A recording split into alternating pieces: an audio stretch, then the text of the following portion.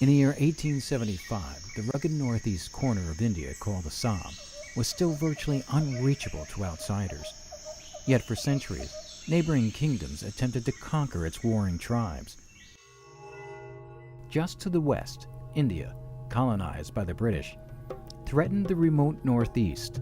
In fear and self-defense, the region's fiercest warriors, called the Naga, fought back by attacking the British tea plantations.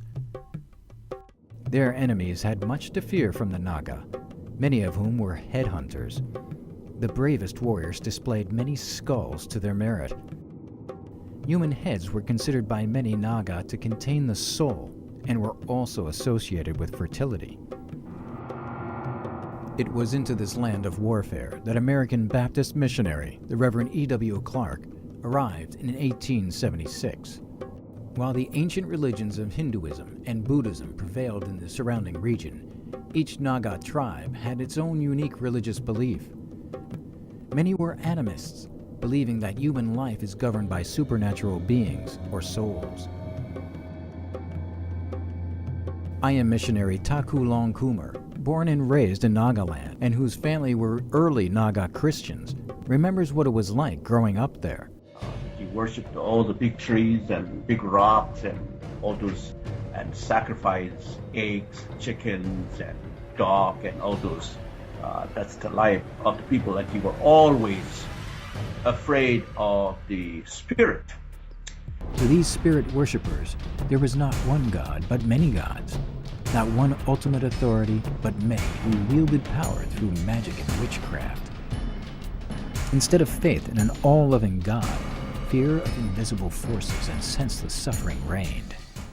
The Clarks were not the first missionaries to proclaim the gospel among the Naga in Nagaland. Nearly 40 years earlier, Reverend Miles Bronson, another American Baptist missionary, introduced Christianity in the Hill Country.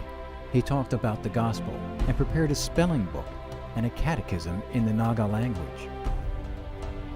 However, he returned to the United States after only a few months due to illness and the death of his sister. Early missionary work was difficult. By 1850, there were only 50 Christians from the state of Assam. The baptism of 40 people from the Garo tribe in 1868 almost doubled the number of new Christians in the region. Yet the explosive growth of Christianity would not have come were it not for the missionary efforts of the Assamese people themselves. Once again, Taku Long Kumar. They worship the idols and festivals, they give up those and change their life. And it's very much like in Psalm 67, God's face shine upon them. They were filled with joy. They experienced the joy. When they get together, they were talking about God, the love of God, about Jesus that loves them, to provide their needs. Godhula Brown, one of the early Assamese evangelists, set out on a dangerous journey to remote Naga villages to share the gospel. After first encountering hostility, he then won their trust and returned to Assam, accompanied by 9 men who were then baptized by Reverend Clark. With those early converts began one of the truly great stories of the global missionary movement. For 30 years, the Clarks worked in this faraway land before completing their service as missionaries and returning to the United States. Dr. Clark could not have known the legacy he, other American Baptist missionaries, and the early Assamese Christians would leave. In just 175 years, this corner of Asia has gone from 0 believers to a thriving Christian land, which today is home to more than 7,800 churches and over 1 million members. Today, one of those regions, Nagaland, is referred to as the largest Baptist state in the world, with 75% of its population professing to be Baptist Christians. The impact of the gospel to the Naga people is tremendous.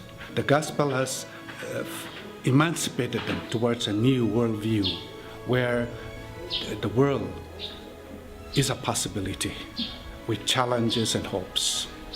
Today, the vibrant Christian movement in Northeast India is sending missionaries of its own into India, Asia, Africa, and other parts of the world.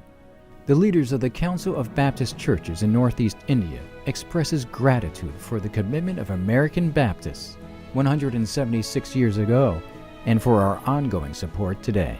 When you see the need of the mission out in the field, the population, the unreached people, what we are doing is only a fraction, but economically we are weak. We need a partnership together and see the area where we can do our part. That's why we need the American Baptist churches to cooperate with us. And they invite the churches to continue to walk with them, spreading the good news together, helping more people come to Christ, grow in Christ, and change their worlds with Christ. Thank you for your gifts that support this evangelistic movement and so many others around the world.